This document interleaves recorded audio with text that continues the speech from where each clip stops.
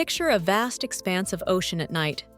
The moon hanging low over an ink-black horizon, stars blazing in their thousands, not as tiny specks, but as great luminous pathways across the heavens. The sea is calm but alive, breathing in slow, rolling swells. Out of the darkness, a double-hulled canoe slices through the water, its sails taut with wind.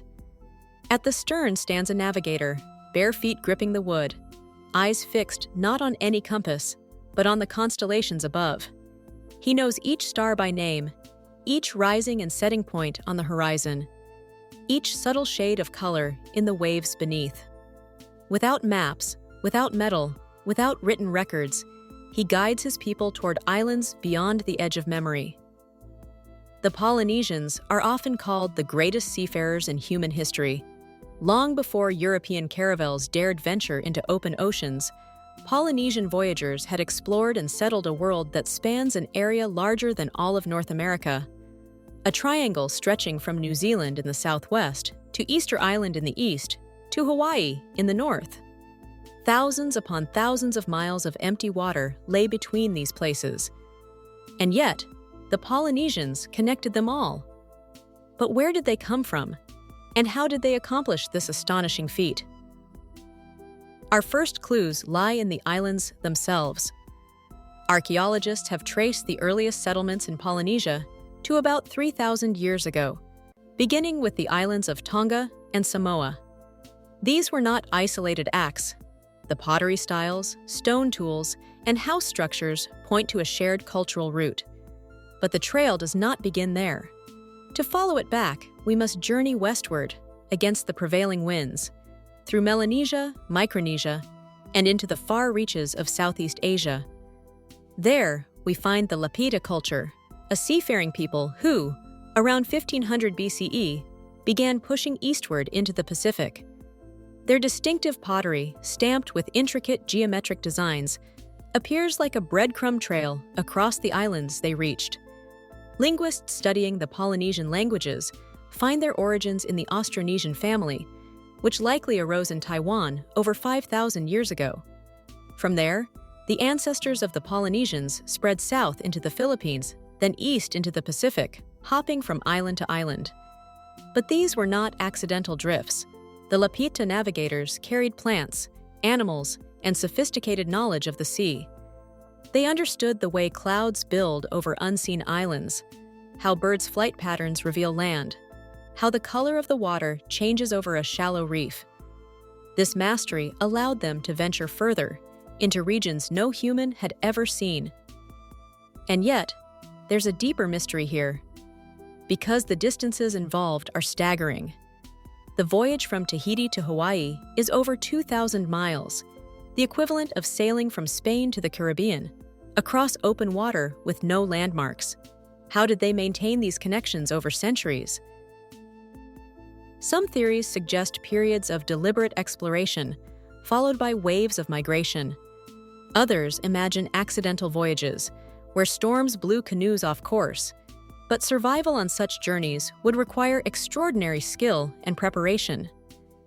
In recent decades, experimental voyages like the Hokala, a traditional double-hulled canoe crewed by modern navigators using ancient techniques, have proven that such crossings are possible, even without modern tools. The sea, once thought an impassable barrier, becomes a highway for those who can read its signs. There's also the question of contact beyond Polynesia.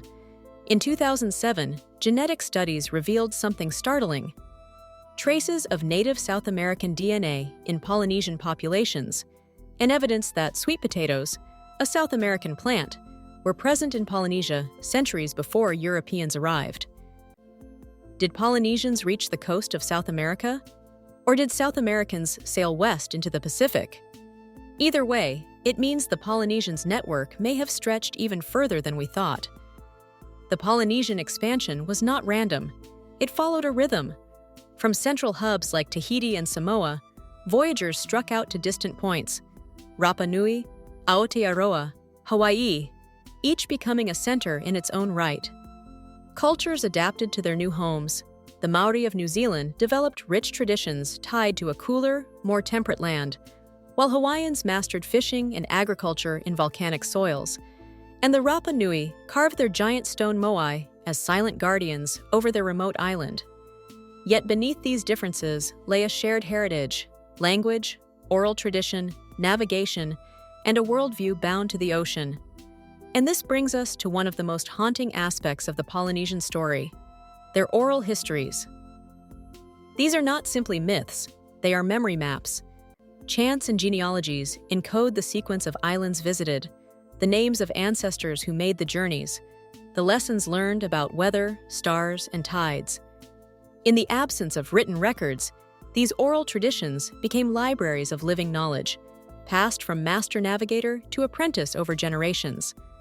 When Europeans finally arrived, many of these traditions were already fading, eroded by disease, colonization, and suppression. Yet some masters, like the Micronesian navigator Mau Piailug, kept the flame alive, teaching a new generation to read the ocean as their ancestors once did. Theories about the origin of the Polynesians range from the purely archaeological to the wildly speculative. Mainstream scholarship, supported by genetics, linguistics, and artifacts, points to an origin in Taiwan and island Southeast Asia, followed by staged migrations through the Pacific. But fringe theories abound, from lost continents to connections with ancient Egyptians or Phoenicians. While these lack evidence, they speak to the awe inspired by the Polynesians' achievements. Why does their origin matter so much? Perhaps because it challenges our assumptions about primitive technology. The image of ancient people adrift on rafts gives way to the reality of master mariners who knew the ocean intimately. Their canoes were not crude. They were engineering marvels, capable of carrying entire families, supplies, and even domesticated animals over weeks at sea. In the end, the story of the Polynesians is not one of disappearance, but of endurance. They did not vanish into the waves. They became the soul of the Pacific, their descendants living on in Hawaii, Samoa, Tonga, Aotearoa, Tahiti, and beyond. Each island holds echoes of that great migration, in language, in art, in the way the people still look to the horizon. So the next time you stand on a shore and watch the sun sink into the ocean, imagine what it would take to set sail toward that line where sky meets water, not knowing what lies beyond, but trusting in the stars, the swell, and the memory of those who came before. Thank you for joining me on this voyage into the past. Tell me, do you believe the Polynesians reached the shores of the Americas before Columbus? Or is that just a romantic possibility? I'd love to hear your thoughts in the comments. And if you enjoyed this journey into the unknown, please like, comment, and share. It truly helps keep these stories alive.